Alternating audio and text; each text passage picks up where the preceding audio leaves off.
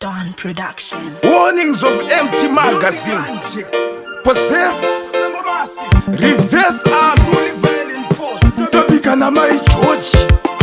Ayenda MUSOJA. Mai vangu ndechema. Kutonga kwedenga. Ishewe kudenga atonga. Ayenda MUSOJA. Mai vangu ndechema. Kutonga kwedenga. Ishewe kudenga atonga. Zvakaoma kuzvibatanidza mufunge henyu. Kuzoti nhau inoti imba yenyu. Kozoti nhau inoti nyika yenyu. Amai vangu oye makapedza penyu. Nenguva yatakanzwa kuchina munhu. Pasi hapa gute idi hapana hunhu. Kupedza hama here zvisina muganu. Boys mawana. Ayenda MUSOJA. Mai vangu ndechema.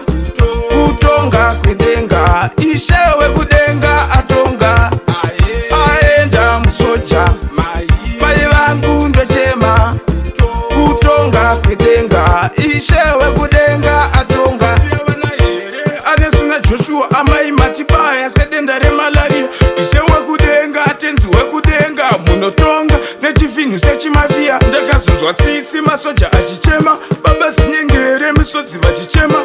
Amanisha mwari vehukama vachichema. I put arms, left, right, double march, move, Doni chinja magetsi.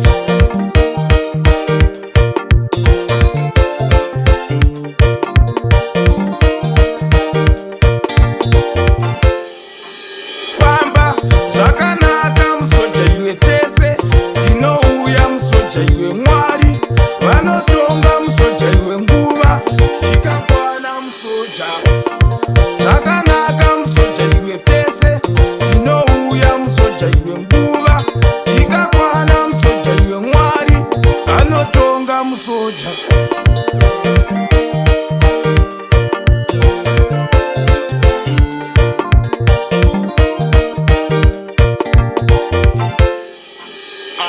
Ayenda MUSOJA.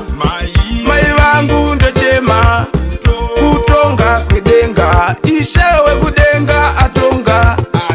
Ayenda MUSOJA. Mai vangu ndechema. Kutonga kwedenga. Ishewe kudenga atonga. Ayenda MUSOJA. Mai vangu ndechema. Kutonga kwedenga. Ishewe kudenga atonga. Ayenda MUSOJA. Mai vangu ndechema. Kutonga kwedenga. Ishewe kudenga atonga.